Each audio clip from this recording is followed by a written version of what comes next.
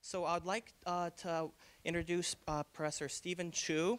He did his graduate work here and his postdoc here. In fact, he became an assistant professor here in the physics department before deciding to take a sabbatical at Bell Labs, where he decided to stay for 9 years. And then another 17 years at Stanford, where where he won the Nobel Prize in 1997 for cold trapping atoms. Then, after 17 years, he decided it was time to end his sabbatical, and he came back to Berkeley, now as a lab director. And he's also a professor at physics and molecular and cell biology here at campus. So please help me welcoming Steve Chu, as he's going to talk about the future of energy research.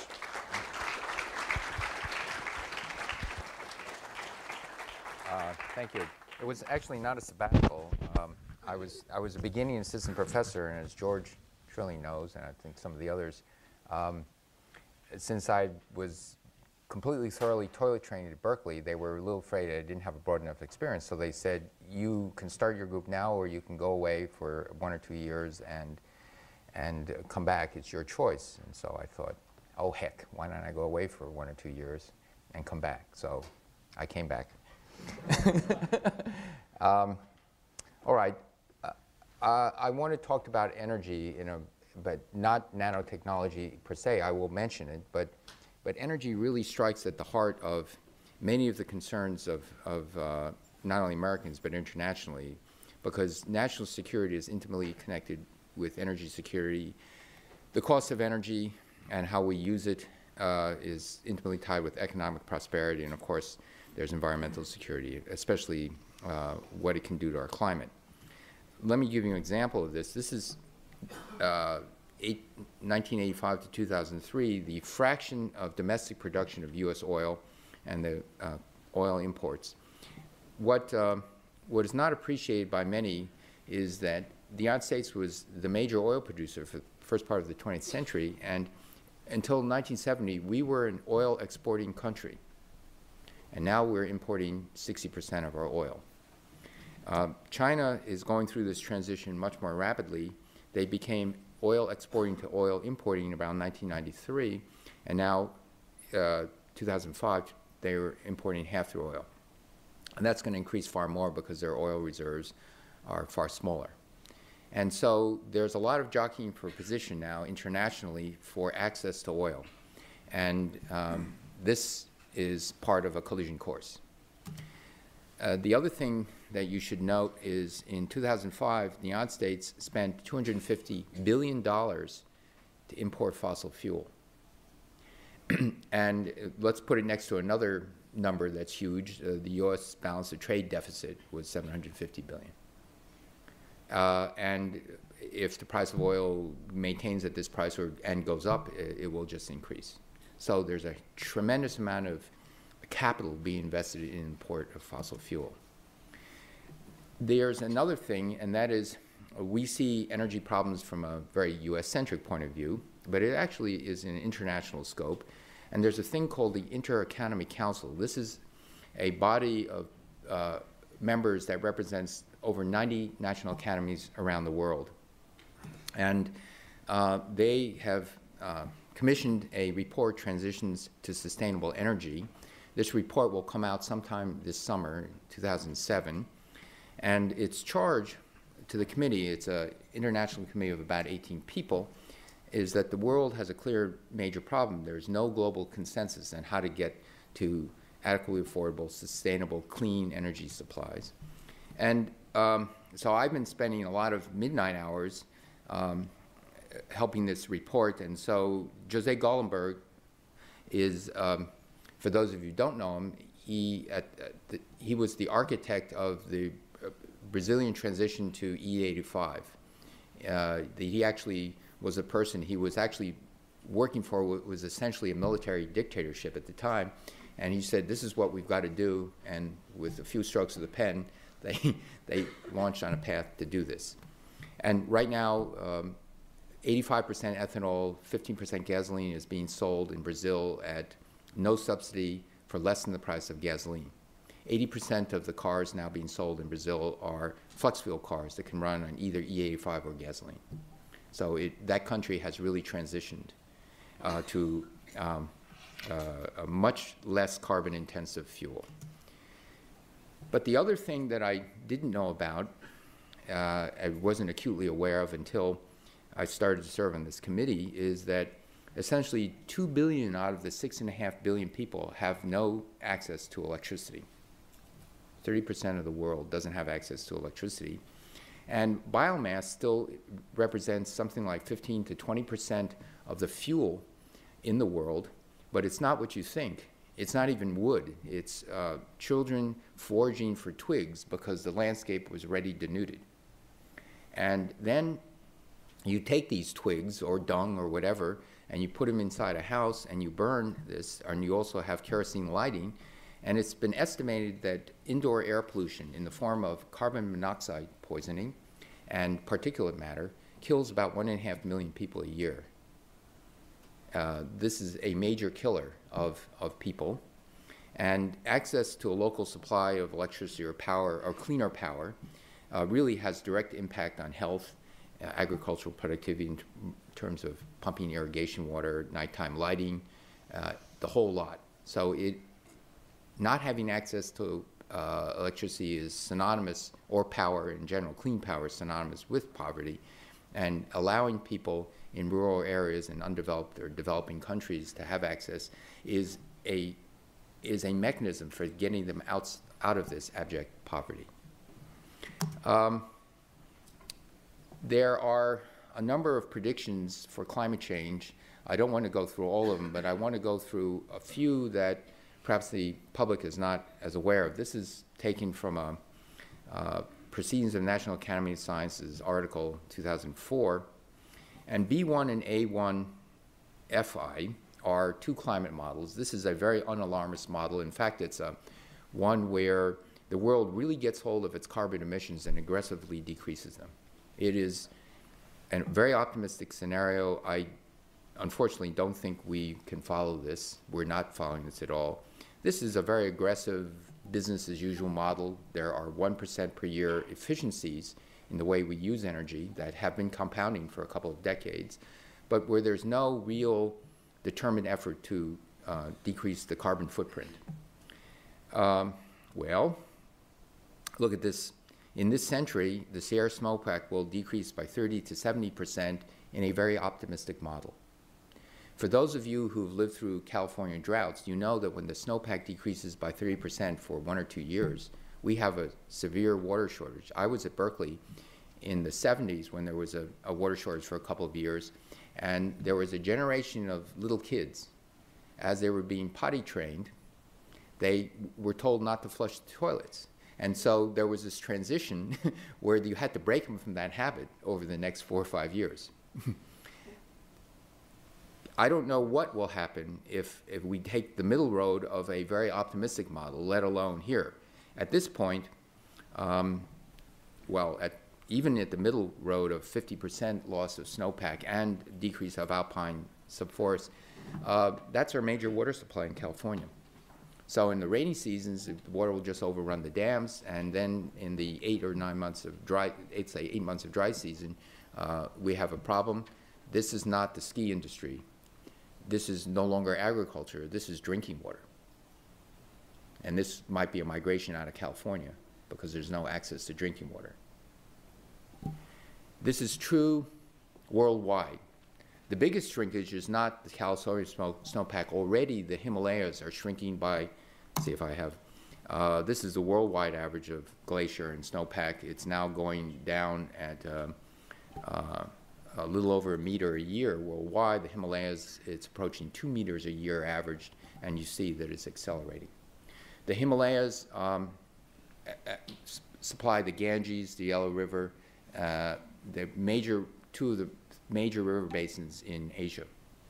And already there's perennial water shortages in northern China because its river is supplied by the Himalayas. So this is another thing. I believe that the first economical impact of climate change will be that the water storage system that nature has given us is threatened. And quite frankly, not sea level rise, which is also huge, but this is going to hit first.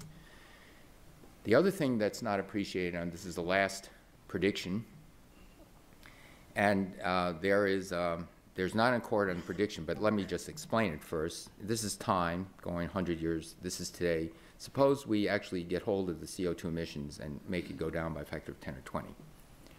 Well, what will that do? Well, we get back to our old climate within 10 or 20 years, the way we get back to our clean rivers and lakes in 10 or 20 years after we stop polluting them or stop polluting the air? No. What happens is that amount of CO2 sits there and integrates up. This is just an integral, essentially, and you see now there's a slight downward slope. The downward slope means when the temperature increases, when the CO2 increases, there's more sequestration of the carbon through plants and through the ocean, but most of it just cycles. And there's a very slight, more permanent sequestration that naturally occurs, and here's where the debate lies. We don't know whether the time constant for that natural sequestration is 100 or 200 years or 2,000 or 3,000 years. It is not a 10-year issue. So it's at least a couple of centuries, but now the latest stuff that has come out in the last year or two are suggesting it could be a few millennia. So this magnitude of this problem is not really fully appreciated. What we do today and for the next 50 years will have at least a few hundred-year impact on the world. Okay? Okay, so now that you're properly concerned, we have to do something. We have to start aggressively doing something, and we have to maximize energy efficiency and minimize energy use. This remains the lowest hanging fruit. This is going to be clearly stated in this IAEC report, and this report is designed to give a roadmap both on energy efficiency and conservation and also on new sources of energy that scientists and political leaders in countries all over the world can potentially use. But you can't conserve your way out of this. You also need to develop clean, carbon-neutral sources of energy. California has every reason to be semi-proud. Semi-proud means that in the middle 70s, in the first oil crisis, Art Rosenfeld, a Lawrence Berkeley laboratory scientist and professor of physics at Berkeley, turned his attention to the energy problem. And I would say, in large part due to his insight, enthusiasm, and ability to enlist other people, the use of electricity in California for the next 30 years is essentially flat. The U.S. climbed up by 50%, and if you take away California, it would climb up by 60%. And we can actually do better than this. We should be able to bring our use of electricity down by a factor of 2 or more, and certainly in the United States further. And so these are issues, and use of energy in general. But let me now turn to what we think we can do. Now, since I represent Lawrence Berkeley National Lab, for those of you who are not really familiar with it, it's a, let's see, what you are familiar with. This is the Campanile, and of course you're familiar with that. And so it's on a site overlooking the Berkeley campus. The land is owned by the University of California and leased building by building space to the Department of Energy. It's a very distinguished laboratory. 11 of its employees were awarded the Nobel Prize, but more pertinent, 9 of them actually did their work at the laboratory. Berkeley has 20 Nobel laureates, 15 in science, but 11 of them were intimately associated with this lab. And so it's fair to say that Berkeley's high distinction science is intimately related to the lab, and it's also fair to say that the lab's high distinction is also intimately related to Berkeley. And right now we have roughly 3% of the membership of the National Academy of Sciences who are employees at the lab. It's very well connected with the campus and UC in general. About 270 of our principal investigators are also professors, predominantly at Berkeley, but also at Davis, UCSF, and other places.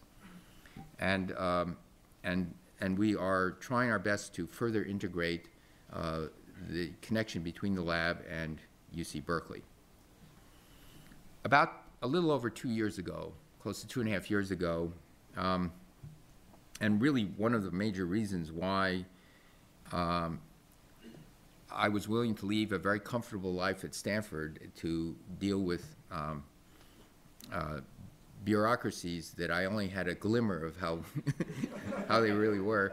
And maybe if I really knew, I would have thought twice. But in any case, I looked around and I said that the Berkeley Lab and Berkeley campus really had a lot of the pieces to mount a major assault on energy research on the supply side.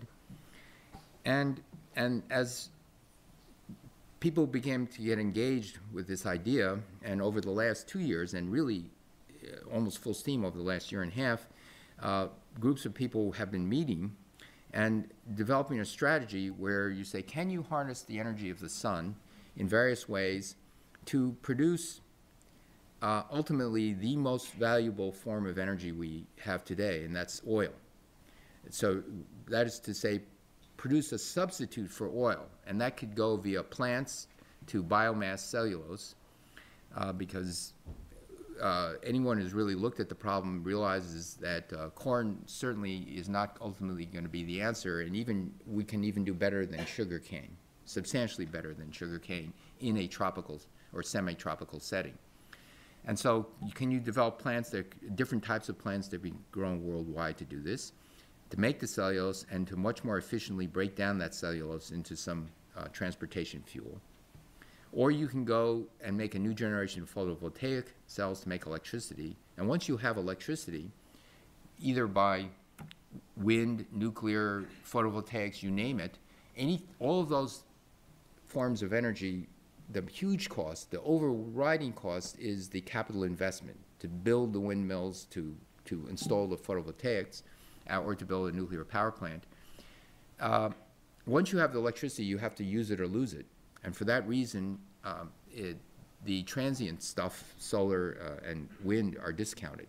So we need a way of storing this energy economically so it can return back to electricity on demand.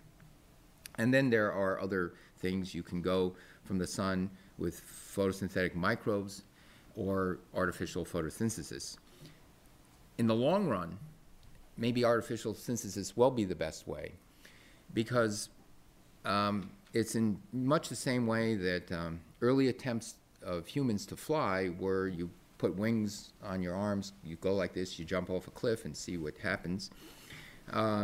Even the Wright brothers plane, even though birds don't have propellers, the actual wings, the control of flight, which is their huge contribution, was that the wings would warp. There weren't flaps. And so again, it was a mimicking a bird. But nowadays, a 747 really doesn't look like a pigeon. And it actually works quite well for transporting people and cargo. And so in the end, can we develop an artificial photosynthesis system that can go well beyond what we find in nature in plants and can mimic? So artificial photosynthesis means you take water, you split it, you turn it into oxygen and hydrogen, and then from that hydrogen or protons, you then go and make a more complex fuel. But then you minimize the use of water, and you don't need the stems, the roots, and all that other stuff. Okay, so suppose, just pretend we had very inexpensive photovoltaic cells, and they were working at 15% efficiency, which is not great. I mean, typical silicon is 20%. This is how much land area you would need in order to satisfy all of U.S. electricity needs if you could store that energy. And you can divide this up and put it in all sorts of places where there are no people, where there's a lot of desert, a lot of sun, no water. And so the question is, can we actually develop a new generation of photovoltaics? We have just commissioned a molecular foundry. This is a Department of Energy building that's dedicated to nanoscience. The director is Calum Batozzi, and this is under the wing of the Material Science Department, and Paul Avasaro, who's director of the Material Science Division, is also Associate Lab Director of Physical Sciences. And perhaps we can invent a new class of photovoltaic cells that are essentially using either wet chemistry or dry film coating, but in a continuous reel-to-reel process. Right now, still, the best is you grow silicon, you slice it up into very thin wafers, and you process. Ultimately, this has to be within a factor of 10 of paint to make it so you can paint the Arizona or New Mexico or California deserts with this stuff. There is a hope, because you can use, let me show you pictures of people instead of words.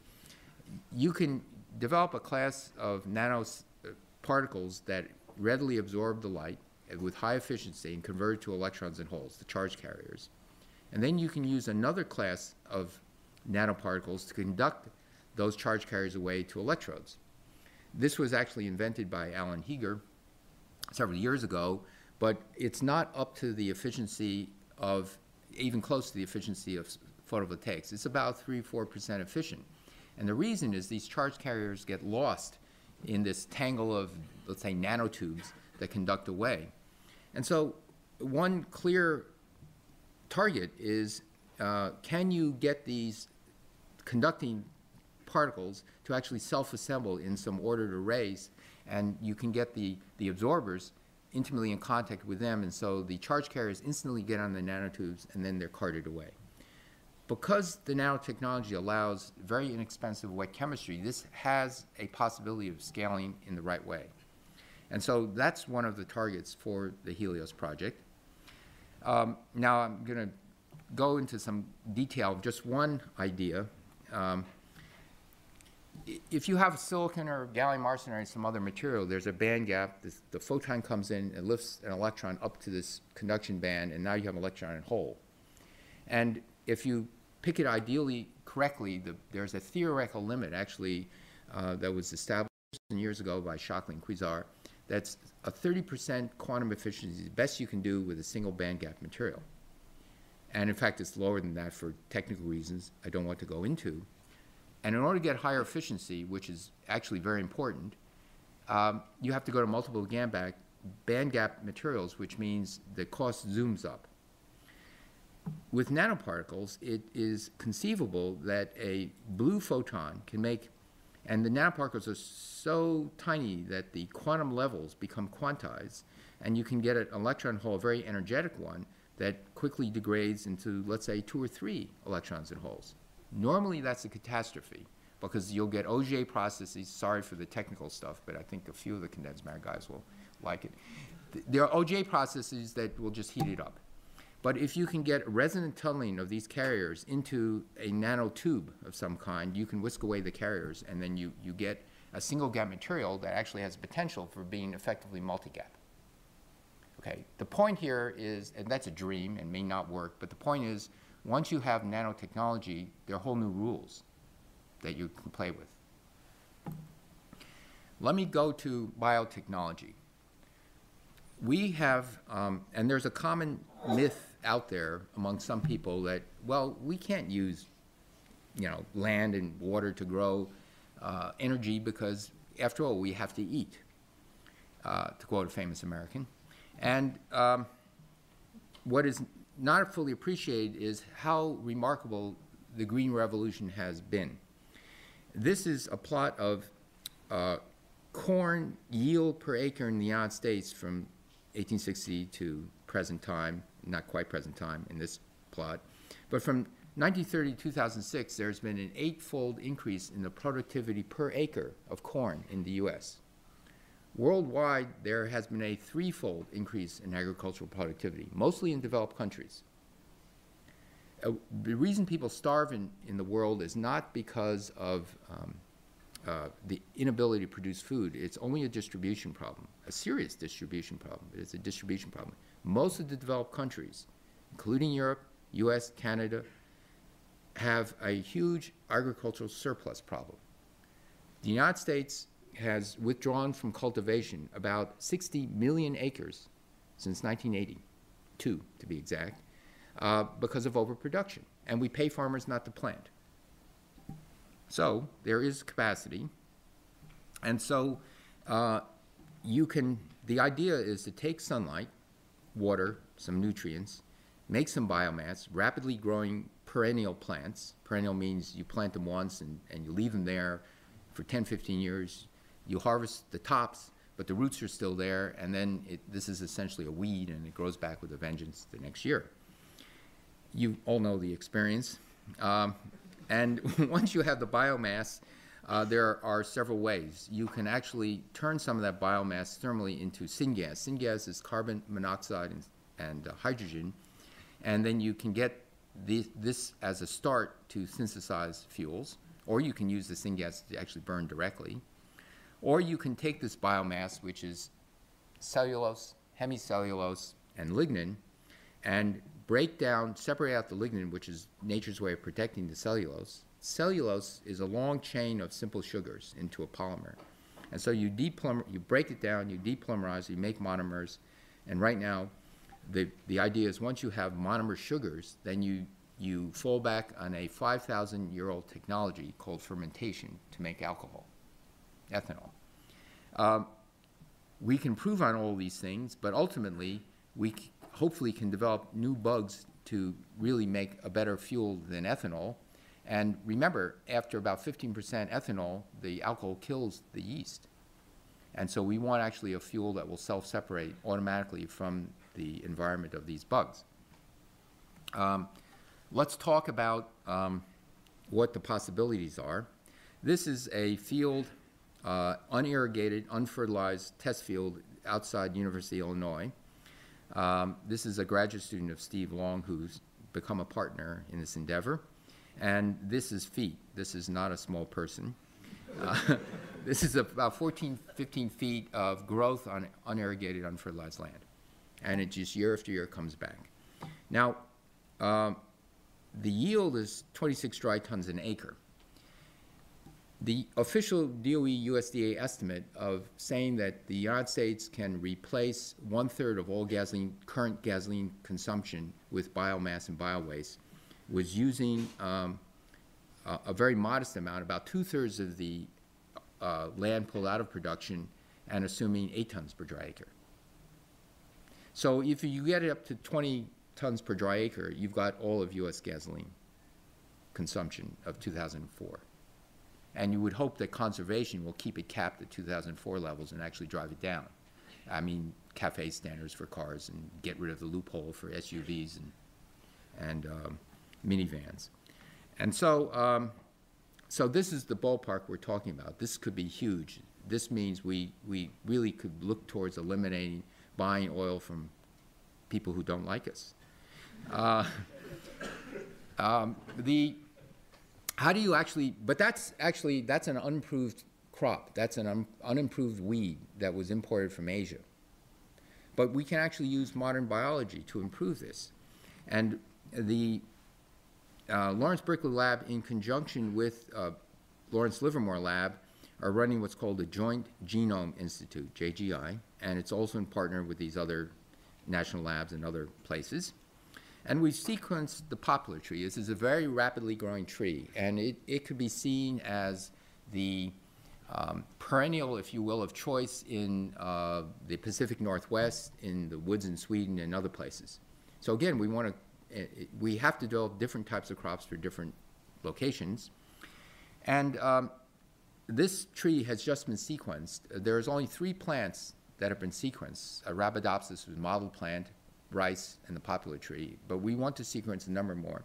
It's a pretty complicated genetic code. It's 45,000 genes. Just so you know, humans have about half the number of genes.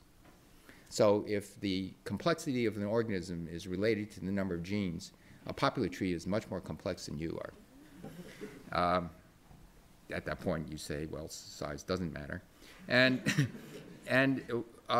we can actually engineer these trees to actually have a root system that enables them to actually sequester in a more permanent way to mineralize more carbon.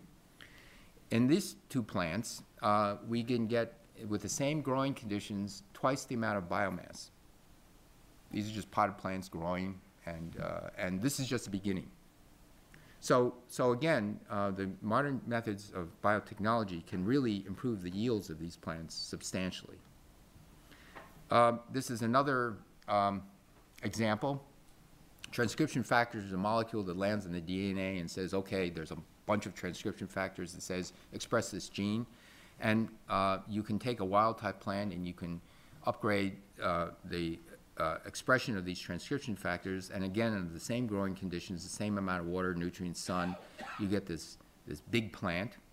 This is courtesy Mendel Technology, and I'll talk a little bit more about Mendel in a way. It's a biotech company in the Bay Area. Okay, so what's the problem? Why are we growing corn today?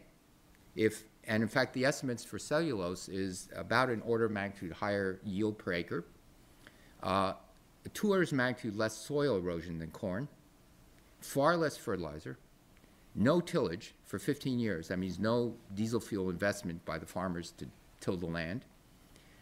Sounds like a good deal, right? Farmers aren't stupid. What's going on?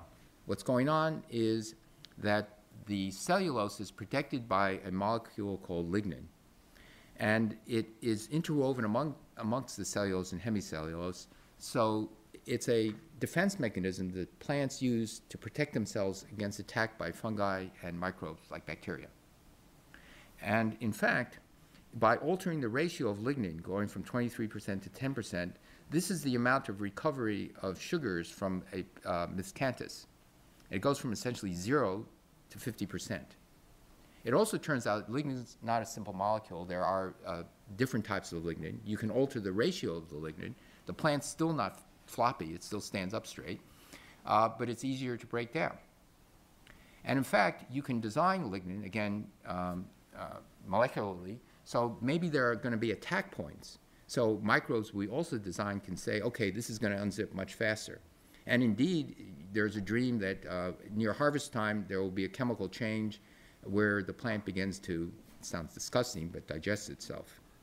So you don't have to invest a lot of energy and enzymes and other things to help this along. It's the major cost is in breaking down the cellulose, both in pre-treatment, which is either steam explosion or hot acid or other methods, very energy intensive.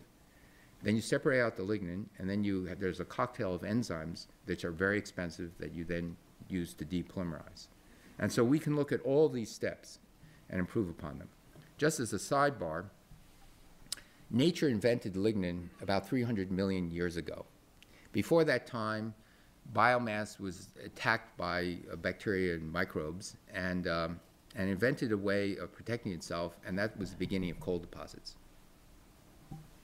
So this is time, present time going back later. This could be noise, but the great carbon era started 350 million years ago. Could be noise, but there's understood that oil actually degrades in high temperature, high pressure, and converts to other things like gas. So here, the message here is oil, we have this problem. We've got to use it or we're going to lose it. It's kind of electricity. The time constant's about 150 million years. And so we figured this one out. We're going to use it all up in 200 years. Okay. How can we develop better ways of breaking down lignin? Well, with grants like BP and what we hope in Department of Energy, we can take a much broader view and attack on the problem. One example is this critter. It's a termite, and eagerly looking at that thing, your house. And now there's a funny thing about termites. If you eat wood and if a termite eats wood, if you eat wood, what it does is it just passes through your digestive system. It's roughage and it sits there and makes you feel full, but it's not going to it's not going to help you walk around. It's actually true with a termite. They cannot themselves break down wood and high cellulose, lignocellulose materials, and so they've got a deal.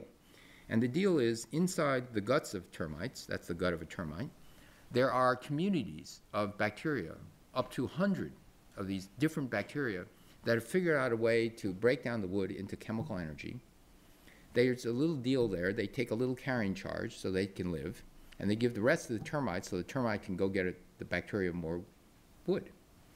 And so what we're doing in collaboration with Diversa, it's a small company in San Diego, is to collect termites all over the world, sequence the genomes, figure out how these bacteria really work, and get the hungriest bacteria, and then see if we can improve these microbes to break down it even faster. Just as an aside, Formosan termites are much better than Northern California termites. Okay, so that's yet another thing. In fact, we would want to actually start to comb around in Brazilian rainforests, and there are samples of microbes there that are turning over cellulose very rapidly. Can you get any set of microbes, put them in a micro plate, I have to look at the time, and actually get 10,000 of these in different experiments and evolve them to make them really hungry for cellulose in what we call directed evolution, pick out the phenotype, namely they break down cellulose faster, and then breed them even further, and then understand basically what were the changes that can make them occur, that make them better cellulose breakdown. Is this all a wild dream? Yes and no. The technology for this has actually been developed. It's called synthetic biology. The poster child for synthetic biology is a cure for malaria. Malaria kills about 1.5 million people a year, mostly children. Because of climate change, it's projected to kill 4 or 5 million people a year because many villages in developing countries actually put themselves in areas where they're kind of at the border of a mosquito transition. And with climate change, there's nowhere to go because there are national borders and country, whatever borders. And so the spread of malaria is predicted to increase dramatically. But in addition to that, the current drugs we have become resistant to malaria, the quinine-based drugs. And so Jay Kiesling, who's the director of the Physical Biosciences Division at the lab and a professor of chemical engineering and chemistry at UC Berkeley, has taught E. coli and yeast how to grow this drug precursor that was first found in a plant in Southeast Asia. And that's Jay, in case you haven't seen him in all the newspaper articles, but he well deserves the publicity. He's one of our superstars. And this has caught the attention of the Gates Foundation and a grant of $42 million, both to Jay's lab and to a new startup company called Amyris. And the deal is the following. Amyris will give you the funding, says Gates, to start this company, Amyris, if you develop the drug to make it industrial strength and it's delivered at cost. What's in it for the entrepreneurs in this company? Well, any byproduct technology and know-how that you learn, that's yours. You can develop anything you want. So this started January of '05. They've met earlier all business plan targets of what to do. They're on target in sometime in '08 to deliver to the world in the hands of people in developing countries 20 cents a cure. And so the technology of getting these bugs to grow a set of proteins that make this artemisinin, the drug. Artemisinin is a complex hydrocarbon that is not really far away from fuel.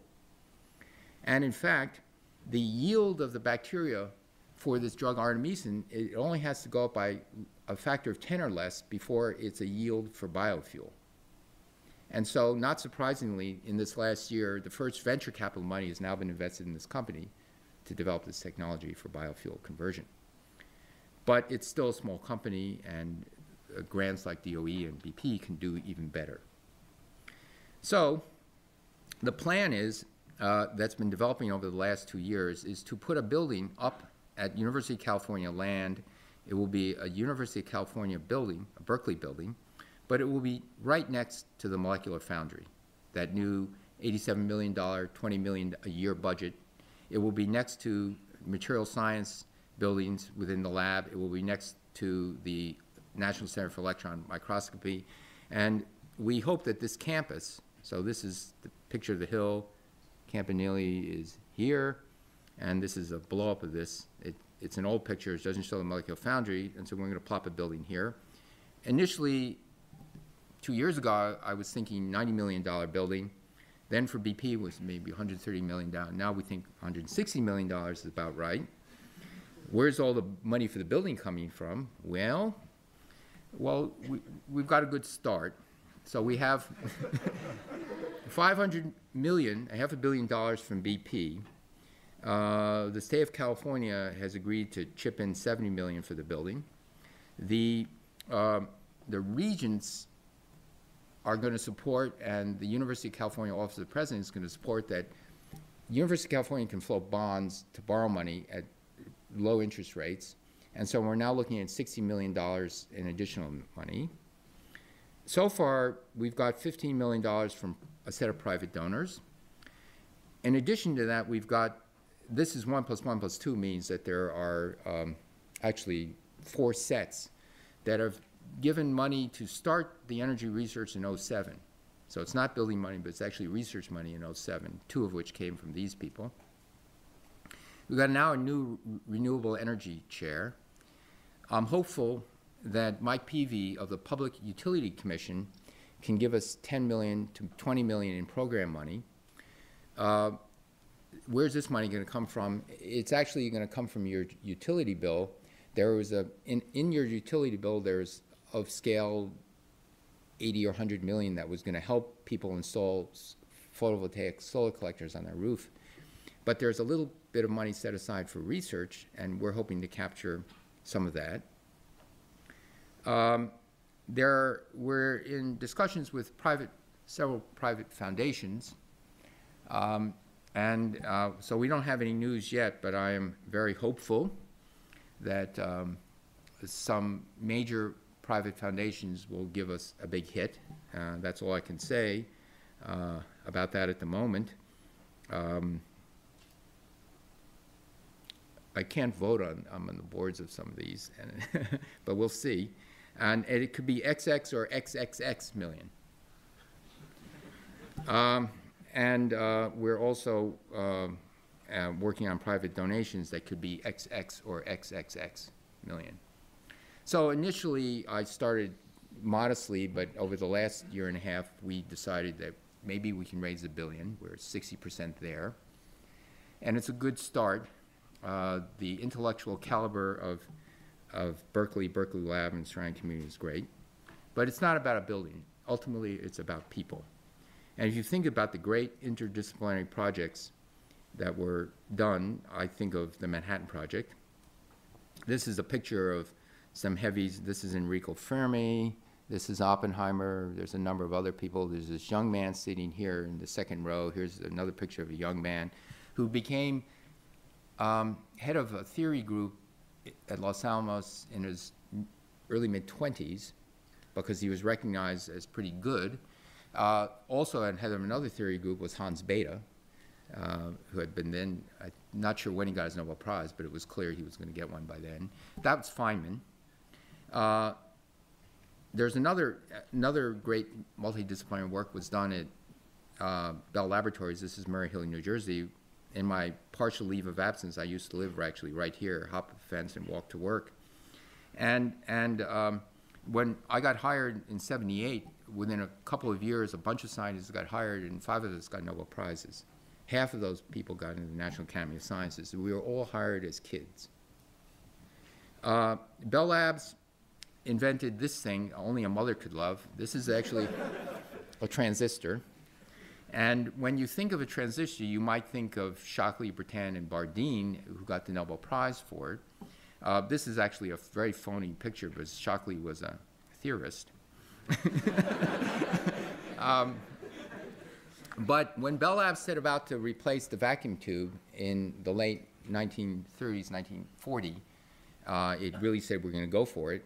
It knew that it had fundamental problems in how to purify silicon and germanium. It didn't understand a lot of the things about what happened in the junction between semiconductor materials. It didn't understand the surface states of semiconductor materials, and it realized it had to get a bunch of people to work on this together. And all those problems were solved.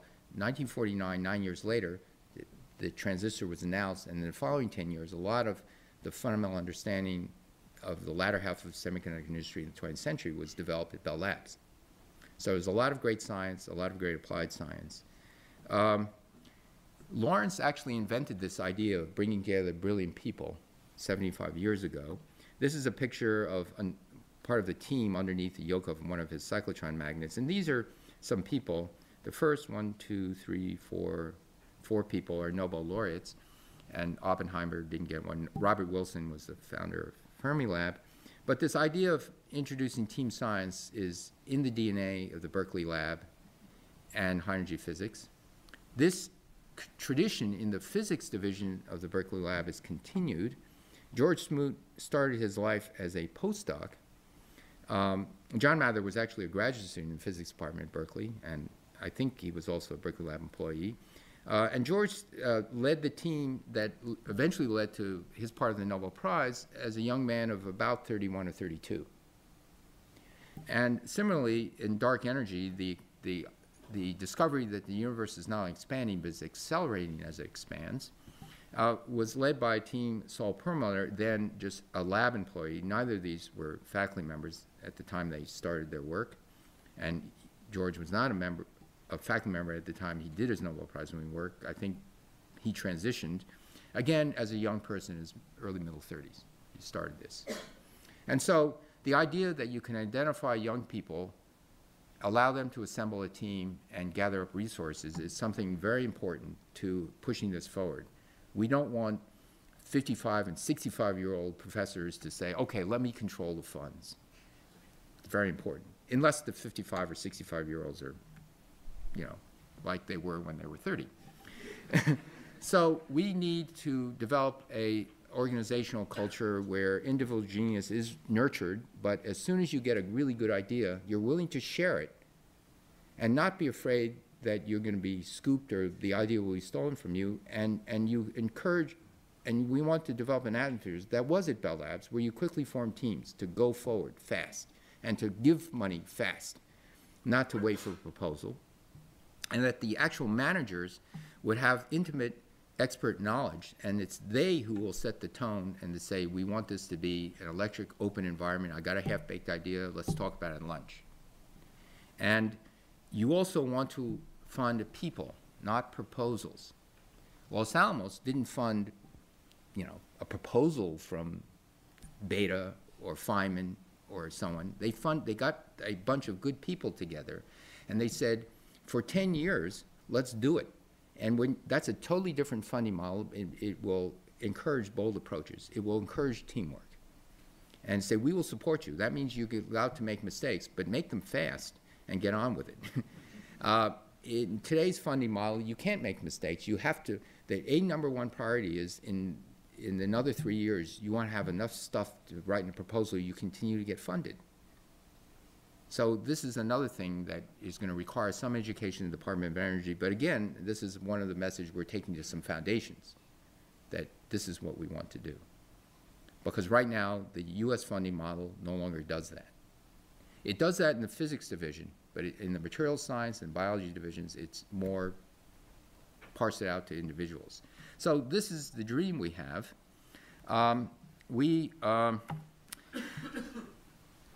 You may not know that Chris Somerville, who was the head of the Carnegie Institution for Plant Biology, it's about a $24 million a year operation that's situated at Stanford, and also he's a professor of biological sciences at Stanford, has agreed to come and be the director of BP. It was a huge coup. It was a large factor in actually getting this grant, that he was willing to come across the bay, move his house, and so that's also part of the excitement, is that a lot of people, this guy's a real star. He just got an award for his work on Arabidopsis. That it's an international award. Mother Teresa got it a couple of years ago. It's a good award. And so we are also assembling some of the best talent around the world, and you know, especially young people think about this. You know, we want to save the world, and along the way, there could be a bunch of Nobel Prizes. Thanks.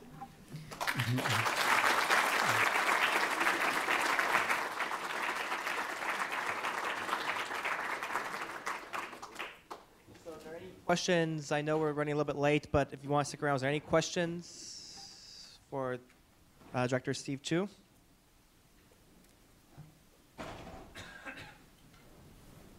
Any? Yes. Steve, is there any thoughts or planned work Is there any thoughts or planned work to go in the direction of solar thermal generation using Stirling cycle engines? Not in our lab. I think there are a lot of entrepreneurs looking at that because it's technology there. It looks it looks like it's a possibility, but we primarily designed the Helios project to look at those areas which we're really good at and can add value in a more unique way than in the Stirling cycle way. But having said that, if you have a better way of making that a factor 3 better or factor 2 better than what people are currently talking about, and there are a bunch of startup companies investing in the Stirling cycle engines, I'm all ears. But the more engineering side of it, while good, once you see it as already being picked up by industry in a very serious way, and you have to ask what's the value added that Berkeley campus, Berkeley Lab can add. And so it's not as clear. But that's not to say that the engineers among you shouldn't think about that. It's a very real possibility. Any other questions? Can you talk a little bit about the recent BP $500 million award that was given and how the Helios project and that project are going to? The Helios is this umbrella organization that will include BP.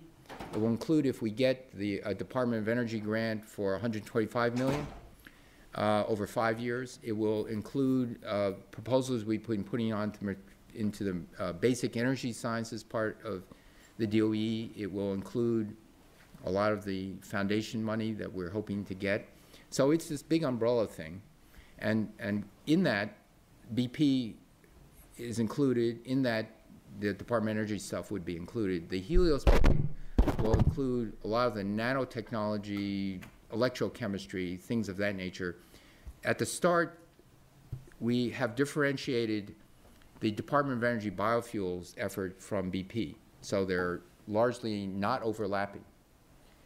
It's very important for 2 reasons. One reason, if they overlap completely, Department of Energy said, you're rich, why should we give you anything more? But secondly, there is a very important reason. In the BP, I would say that its thrust is more, to use an analogy of medicine, there are rationally based drug design. Gleevec is you understand a cell cycle that goes wrong in cancer. You say this is a protein. If we make this protein ineffective in this cycle, it could kill the cancer cells. And Gleevec was designed as a small molecule that landed on that protein and broke the cycle. It's rational-based design. It's a wonder drug. Very few side effects.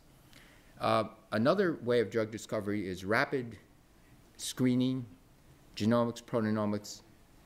Combinatorial chemistry, you don't really know. You're going to take this huge swath of things, and that's going to be the Department of Energy approach. So they really will complement each other very beautifully.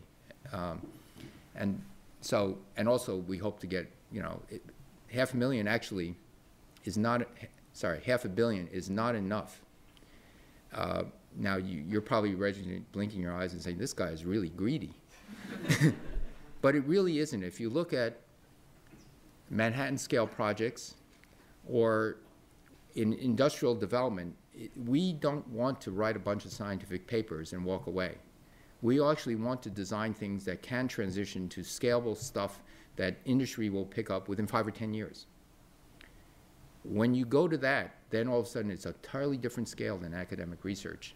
And I think, and that has to be understood as well. If you look at what DuPont or any other company does to develop a molecule, or Genentech or Novartis, it's a very different scale because it's an industrial strength thing to get it from lab discovery to production. And we have to be part of the whole part of that now. So most large companies that have really big scale companies with huge volume manufacturing expect a lot when they invest money in R&D at the university. So talk about what BP is going to get out of this and how you manage to get that by UC policy for, you know, what the UC is willing to give up for industrial funding? Well, let's see. We sold all the children of the chancellor. No, seriously, I think what BP wants to get out of it is first, they don't have any expertise in biology, biotechnology. And so this is their entree. If they thought they had enough expertise, and this is actually really endemic with oil companies, they were actually quite guarded. And they really, and for good reason, they actually think they know more about chemical engineering than anybody else. But they recognize they don't know biotechnology. And there are certain questions that I